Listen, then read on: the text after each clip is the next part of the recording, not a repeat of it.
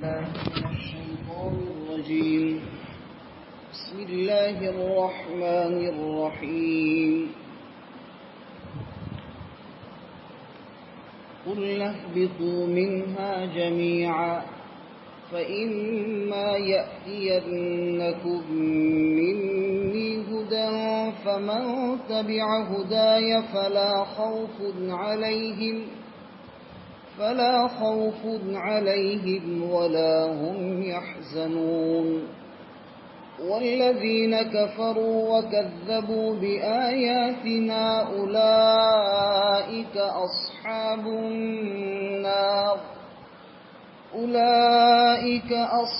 النار هم فيها خالدون.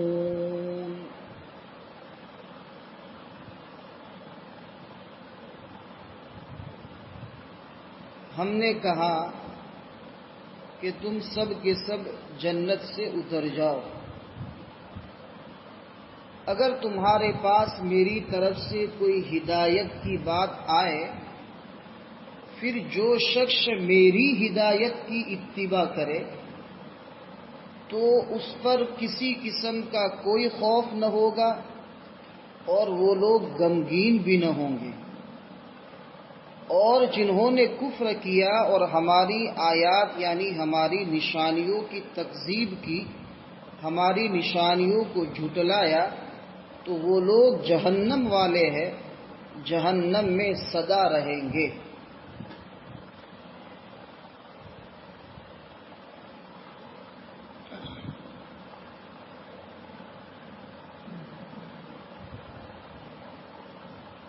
ان آیات میں اللہ رب العزت نے حضرت آدم علیہ السلام کو پیدا کرنے کا جو مقصد تھا، زمین میں خلافت کے نظام کو چلانا، اس کا ذکر فرمایا. قُلْنَا اهْبِطُوا مِنْهَا جَمِيعًا، اور اس سے پہلے بھی فرمایا وَقُلْنَا اهْبِطُوا بَعْضُكُمْ لِبَعْضٍ عَدُوٌّ، اتر جاؤ تم. اور یہاں پر بھی فرمایا اتر جاؤ تم. پہلی مرتبہ اتر جاؤ، اس کا مطلب یہ ہے جنت سے نکل جاؤ، اس لیے کہ تم نے اللہ کی نافرمانی کی ہے، اور نافرمانی کی وجہ سے تمہیں جنت میں رہنے کا کوئی حق نہیں. اور دوسری مرتبہ جو فرمایا اتر جاؤ، یعنی زمین پر اتر جاؤ اور جس مقصد کے لیے میں نے تمہیں بنایا اور پیدا کیا ہے اس مقصد کے پورا کرنے میں لگ جاؤ. یعنی خلیفہ جو بنانا مقصود تھا، یعنی زمین میں خلافت کا نظام چلانا شروع کیا. تو اللہ رب العزت نے دوسری مرتبہ زمین پر اتارا اور حضرت آدم علیہ السلام کو ہندوستان کی سرزمین میں اتارا اور حضرت حوا رضی اللہ تعالی عنہا کو مقام جدہ میں اتارا. اس کو جدہ ہی اس لیے کہتے ہیں کہ جدہ کے معنی ہے دادی. تو چونکہ دادا آدم ہے تو دادی حوا ہے، اس لیے جدہ اس شہر کا نام اس لیے پڑا ہے کہ چونکہ وہاں پر حضرت حوا رضی اللہ تعالی عنہا کو اتارا گیا. اور ہندوستان میں حضرت آدم علیہ السلام کو اتارا سری لنکا کی سرزمین پر، پہاڑ کے علاقے میں، پہاڑی علاقہ ہے. اللہ رب العزت نے حضرت آدم علیہ السلام کو سری لنکا کی جس پہاڑی پر اتارا ہے، وہاں پر آج بھی آپ کے قدم کے نشانات موجود ہیں اور لوگ اس جگہ کو بابرکت سمجھ کر اس کی زیارت کرتے ہیں. اور حضرت آدم علیہ السلام کے نزول کی برکت سے اس پہاڑی علاقے پر کئی سو بڑے بڑے مدارس ہیں سری لنکا میں، بڑے بڑے مدرسے، اور وہاں کے اکثر علماء یہ پاکستان کے احسن العلوم علامہ زرولی خان صاحب نور اللہ مرقدہ کا جو مشہور مدرسہ ہے وہاں کے فارغین ہیں، اور دارالعلوم کراچی علامہ تقی عثمانی دامت برکاتہم العالیہ بھی جس کی ذمہ دار ہے وہاں سے فارغ ہے، اور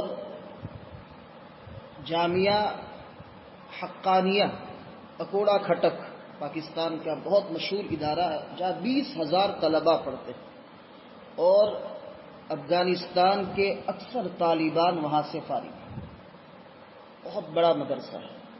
تو وہاں کے پڑھانے والے اساتذہ پاکستان کے اچھے اداروں سے فارغ ہیں اور اچھی صلاحیت والے ہیں، تو گویا کہ اللہ رب العزت نے نبی کے نزول کی جگہ کو اتنا متبرک بنایا کہ اللہ نے اس جگہ پر مدارس دینیہ کو بنا کر دین کے پھیلانے کا اس جگہ کو ذریعہ بنایا۔ انبیاء علیہم الصلاۃ والتسلیم جو ہے یہ خود متبرک ذاتیں ہیں، بہت برکت والی ذاتیں ہیں۔ نبی کریم صلی اللہ علیہ وسلم کسی چیز کو ہاتھ لگا دیتے تھے، اللہ تعالیٰ اس کو ایک مقام اور ایک عزت دے دیتے تھے۔ تو جسے مسجد قباء میں 2 رکعت پڑھنے کا سبب کیوں؟ اس لیے کہ ہمارے نبی کریم صلی اللہ علیہ وسلم نے وہاں 2 رکعت نماز پڑھی۔ تو نبی کریم صلی اللہ علیہ وسلم کی نسبتیں جن چیزوں کے ساتھ لگ گئی، اللہ رب العزت نے اس چیز کو متبرک بنا دیا۔ تو مدارس دینیہ کا وجود بھی بہت بڑی برکت کی چیز ہے کہ مدارس کے دین کو اللہ تعالیٰ پھیلاتے ہیں۔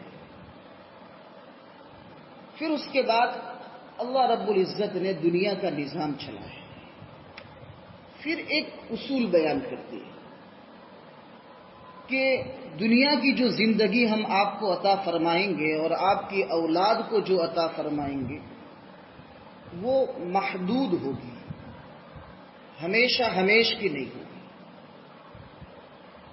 جنت کی زندگی ہمیشہ ہمیش کی ہے، دنیا کی زندگی ہمیشہ ہمیش کی نہیں ہے۔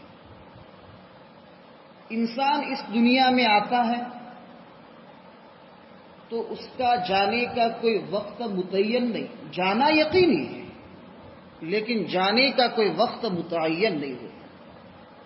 حدیث پاک میں آتا ہے ان نفسا لن تموت حتی تستکمل رزقها، کہ کوئی بھی انسان، کوئی بھی جان اس وقت تک وفات نہیں پاتی جب تک کہ زمین پر اللہ نے اس کا جو رزق لکھ دیا ہے وہ رزق جب تک اس کا پورا نہ ہو جائے۔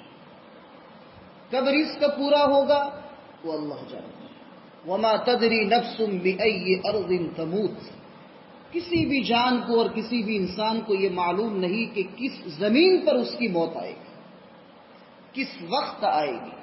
ایک وقت طے ہے، لیکن ولادت سے لے کر وفات تک کا جو زمانہ ہے، دنیا کا جو زمانہ ہے، اس زمانے میں کامیابی اور ناکامی کا ایک اصول اللہ رب العزت نے 2 آیتوں میں ذکر فرما دیا۔ فَإِمَّا يَأْتِيَنَّكُم مِّنِّي هُدًى، تمہارے پاس میری طرف سے کوئی ہدایت کی بات آئے، فَمَنِ اتَّبَعَ هُدَايَ، جس نے میری ہدایت کی بات کی اتباع کی تو پھر اس کو 2 انعام ہیں، فَلَا خَوْفٌ عَلَيْهِمْ وَلَا هُمْ يَحْزَنُونَ، ان پر کوئی خوف نہیں اور کوئی غم نہیں۔ ہدایت سے کیا مراد ہے؟ میری ہدایت تمہارے پاس آئے تو ہدایت سے کیا مراد ہے؟ ہدایت سے مراد ہے اللہ رب العزت کے احکامات اور شریعت۔ شریعت کون لائے گا؟ جبرائیل ہمارے پاس تو آتے نہیں، جبرائیل آتے ہیں انبیاء کے پاس۔ انبیاء علیہم الصلاۃ والتسلیم اللہ کی بتلائے ہوئے طریقے اور بتائی ہوئی شریعت کو امت تک پہنچائیں گے، اور امت کو اس پر عمل کرنا ہوگا. اس پر عمل کیا تو اس کے اوپر کوئی خوف نہیں اور کوئی غم نہیں، اور اگر اس کے خلاف کیا تو پھر آگے والی آیت میں اس کا تذکرہ ہے. فمن اتبع ہدایہ، ہدایت سے مراد 5 چیزیں ہیں: عقائد، عبادات، معاملات، معاشرت اور اخلاقیات.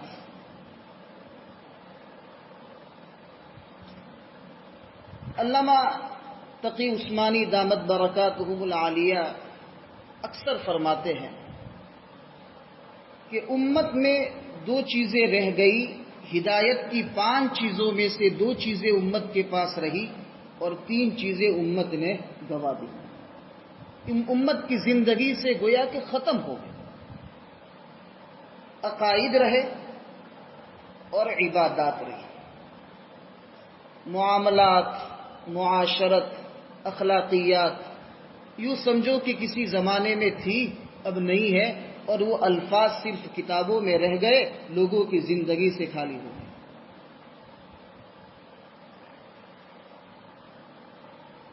ایک روایت ہے، اخلاقیات کتنی بڑی چیز ہے. حضرت ابو الدرداء رضی اللہ تعالیٰ عنہ سے روایت ہے کہ نبی کریم صلی اللہ علیہ وسلم نے فرمایا، کل قیامت کے دن ترازو میں سب سے زیادہ وزنی چیز اخلاق ہوں گے.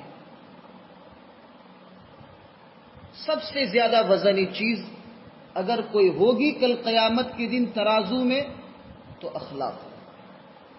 اخلاق حسنہ.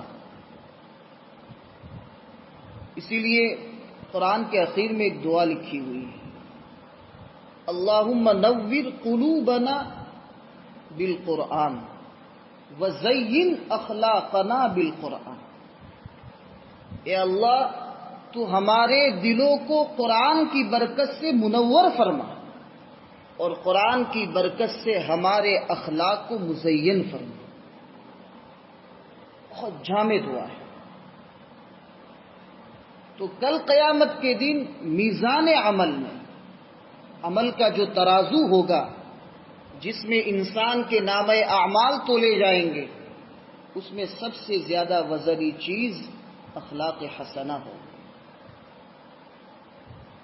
تو ہدایت نام ہے 5 چیزوں. معاملات میں، آپسی لین دین میں انسان اس کو کوئی اہمیت نہیں دیتا، حالانکہ وعدہ خلافی، قرض لے کر وعدہ خلافی کرنا یہ کتنا بڑا جرم ہے. اور اس سے پہلے بھی ہمارے سامنے قرآن کریم کے درس میں یہ بات آئی تھی کہ یہ منافق کی نشانی ہے. وعدہ خلافی کرنا یہ منافق کی نشانی ہے. اللہ تعالیٰ حفاظت کرنا. دعا مانگنی چاہیے کہ اللہ تعالیٰ ایسے نفاق والے اعمال سے، کفر والے اعمال سے، شرک والے اعمال سے اللہ رب العزت ہماری حفاظت فرمائے. معاشرے کو بہتر بنائے. رشتہ داروں کے حقوق، اڑوس پڑوس کے حقوق، یہ حقوق کی رعایت کریں گے شریعت کے حقوق کے مطابق، شریعت کے بتائے ہوئے طریقے کے مطابق، تو انشاءاللہ محبت وجود میں آئے گی. اختلافات جنم ہی نہیں لیں گے، ختم ہو جائیں گے.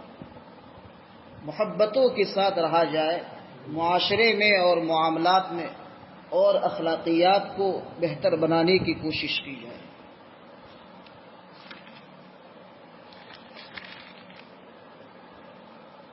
فمن تبع ہدایہ، جو میری ہدایت کی بات کی اتباع کرے، یعنی انبیاء کے لائے ہوئے دین کو اپنائے. سورۃ الانعام میں اللہ رب العزت نے انبیاء کی ایک لمبی چوڑی لسٹ بیان کی ہے. لمبا چوڑا تقریباً 17-18 انبیاء کے نام ہیں، وزکریا، ویحییٰ، وعیسیٰ، والیاس، لمبی چوڑی. پھر ان تمام انبیاء کے ذکر کرنے کے بعد اللہ رب العزت نے فرمایا اولئک الذین ھداھم اللہ، یہ 18 جو انبیاء کے جو نام ہے، یہ وہ طبقہ ہے کہ اللہ نے ان کو سیدھی راہ پر چلایا ہے۔ فَبِہُدَاهُ مُقْتَدِی، اے محمد تم بھی ان کی طرح ان کے ہی نقش قدم پر چلو، ان کی ہدایت کے مطابق تم بھی چلو۔ معلوم ہوا کہ تمام انبیاء ایک ہی دین اللہ رب العزت کے پاس سے لائے تھے۔ دیکھو، عقائد میں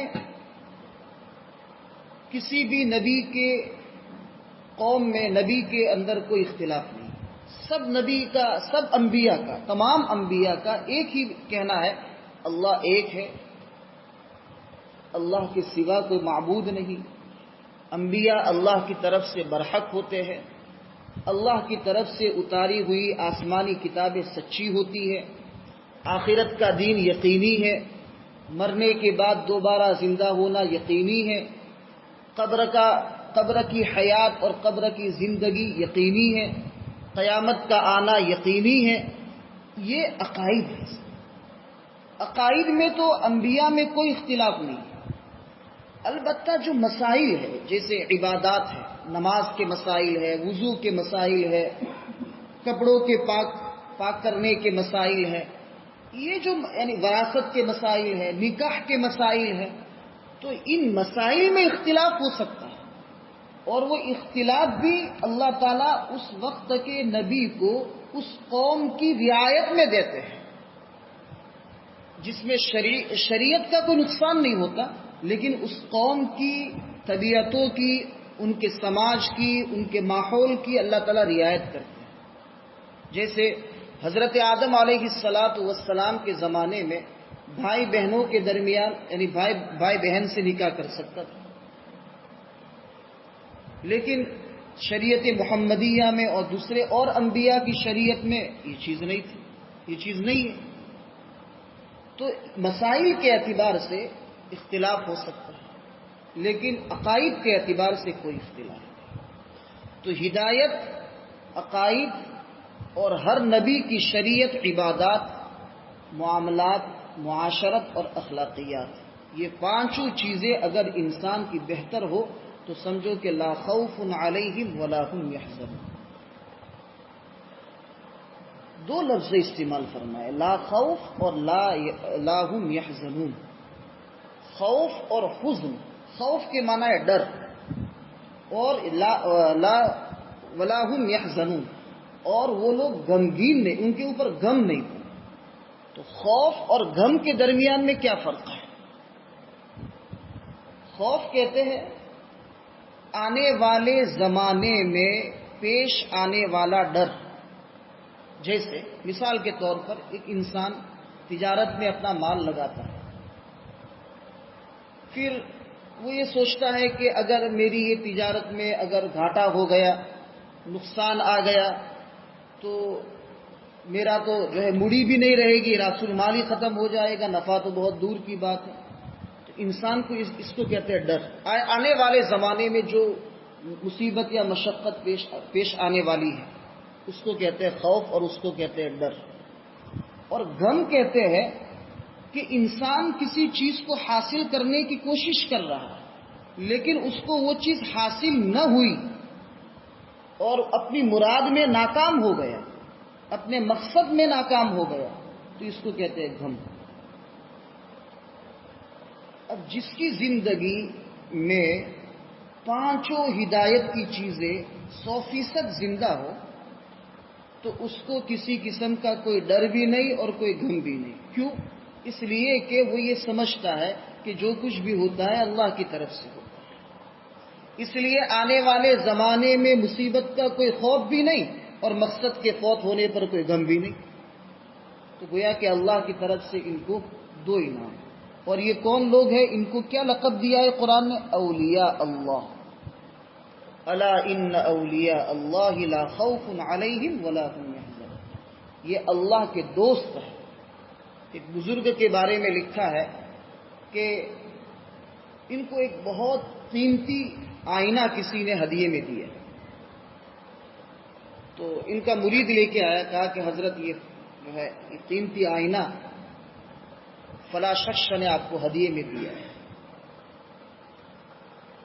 پھر اس کے بعد کہا کہ رکھ دو۔ پھر کچھ دن ہونے کے بعد جو ہے وہ مرید کے ہاتھ سے وہ آئینہ گر گیا اور ٹوٹ گیا۔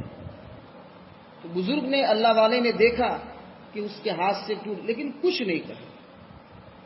اس نے کہا کہ حضرت وہ آئینہ ٹوٹ گیا ہے، تو کہا کہ کوئی بات نہیں، جب آیا تھا اس وقت کوئی خوشی نہیں، اور جب گیا اس وقت کوئی غم نہیں، اس لیے کہ اللہ کی طرف سے وہ چیز آتی ہے، اور اگر مقدر میں ہوتی ہے تو رہتی ہے، ورنہ اللہ لے لیتے ہیں۔ یہ جو چیز انسان کے دل میں پیدا ہوتی ہے بڑے مجاہدات کے بعد، اللہ والوں کی صحبتوں میں رہ کر، قرآن کریم سے عشق پیدا کر کے، قرآن کریم کے معانی اور اس کے مطالب کو سمجھ کر کے یہ سب چیزیں پیدا ہوتی ہیں۔ یہ چیزیں ایسے ہی پیدا نہیں ہوتی، یہ چیزیں پیدا ہونے کے لیے انسان کو مجاہدہ کرنا پڑے گا، اللہ والوں کی صحبتوں میں رہ کر جو ہے مجاہدات اور اللہ کی ضربیں لگانی پڑے گی۔ خواجہ عزیز الحسن مجذوب رحمۃ اللہ علیہ بہت بڑے بزرگ گزرے ہیں، علامہ تھانوی رحمۃ اللہ علیہ کے بہت چہیتے مرید تھے۔ ایک مرتبہ حضرت کے پاس گئے، علامہ تھانوی رحمۃ اللہ علیہ کی مجلس میں کسی مرید کو بولنے کی ہمت نہیں ہوتی تھی، لیکن یہ خواجہ عزیز الحسن مجذوب رحمۃ اللہ علیہ حضرت سے کبھی کبھی دل لگی کر لیا کرتے تھے اور کبھی کچھ بات کر لیا کرتے تھے۔ تو ایک مرتبہ حضرت سے پوچھا، کہا کہ حضرت ہم یہ چاہتے ہیں کہ ہمیں اللہ مل جائے، ہمیں اللہ مل جائے۔ تو علامہ تھانوی رحمۃ اللہ علیہ نے بڑا پیارا جواب دیا، کہا کہ مجذوب صاحب یہ تو بڑا آسان ہے، اللہ مل جائے یہ تو بڑا آسان ہے۔ تو کہا حضرت کیسے مل جائے گی؟ کہا کہ اللہ والوں کی جوتیوں میں پڑ جاؤ، اللہ والوں کی جوتیوں میں پڑ جاؤ، اللہ مل جائے گا۔ ان کا ایک شعر ہے خواجہ عزیز الحسن مجذوب رحمۃ اللہ علیہ کا، کہ جب انہوں نے وہ شعر علامہ تھانوی رحمۃ اللہ علیہ کے سامنے پیش کیا تو علامہ تھانوی رحمۃ اللہ علیہ نے فرمایا کہ مجذوب صاحب اگر میرے پاس 1,00,000 روپے ہوتے نا تو آپ کو اس شعر پر دے دیتا۔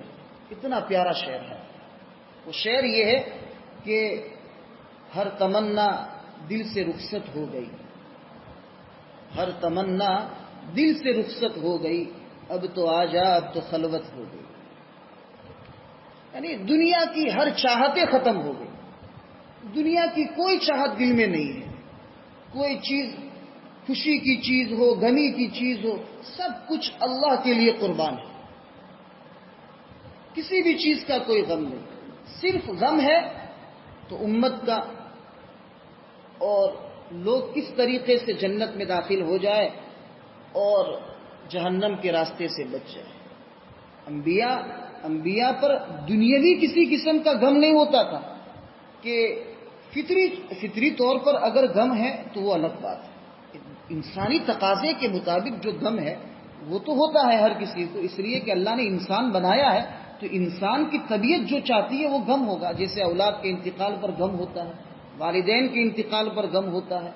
تو یہ جو چیزیں فطری طور پر انسان کو غمگین کر دیتی ہے تو وہ تو غم ہر انسان کو ہوگا۔ جیسے حضرت موسیٰ علیہ السلام کے سامنے جب جادوگروں نے رسیاں اور لاٹھیاں پھینکی اور جب وہ لاٹھیاں اور وہ رسیاں سانپ بن گئی تو قرآن نے کیا فرمایا؟ فَأَوْجَسَ فِي نَفْسِهِ خِيفَةً موسیٰ کے دل میں ایک ڈر پیدا ہوا، اس لیے کہ سانپ کو دیکھ کر ہر انسان کی طبیعت اس کو ڈرنے پر مجبور کرتی ہے۔ تو یہ طبعی خوف اور طبعی غم ہر ایک کو ہوتا ہے، لیکن دنیا کے فوت ہونے پر، دنیا مال و متاع کے فوت ہونے پر اس کے اوپر اللہ والے غم نہیں کیا کرتے۔ اللہ تعالی ہمیں اولیاء اللہ میں سے بنائے۔ اور اس کے لیے جو مجاہدے کرنے ہیں اللہ تعالیٰ اس مجاہدے کا کچھ حصہ ہماری زندگی میں ڈال دے تاکہ کچھ انگلی کٹا کے شہیدوں میں نام لکھوا دے اور اللہ تعالیٰ کے یہاں کامیاب ہو جائے۔ تو اللہ کی جو ہدایت یعنی انبیاء کی طرف سے لائی ہوئی شریعت، جس کو ہم ہمارے عرف کے یعنی ہمارے جو ہے فقہ کے اعتبار سے شریعت محمدیہ، نبی کریم صلی اللہ علیہ وسلم کی پاکیزہ شریعت، اس کے مطابق اپنی زندگی کو ڈھالے اور بنائے تو انشاءاللہ لا خوف علیہم ولا هم يحزنون۔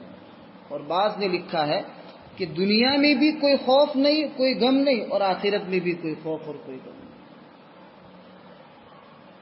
علامہ انور شاہ کشمیری رحمۃ اللہ علیہ کیسا شخص گزرا ہے وہ۔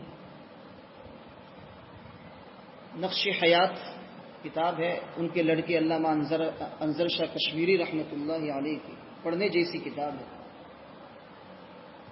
ایک مرتبہ علامہ انور شاہ کشمیری رحمۃ اللہ علیہ بہت بیمار تھے، بہت بیمار تھے،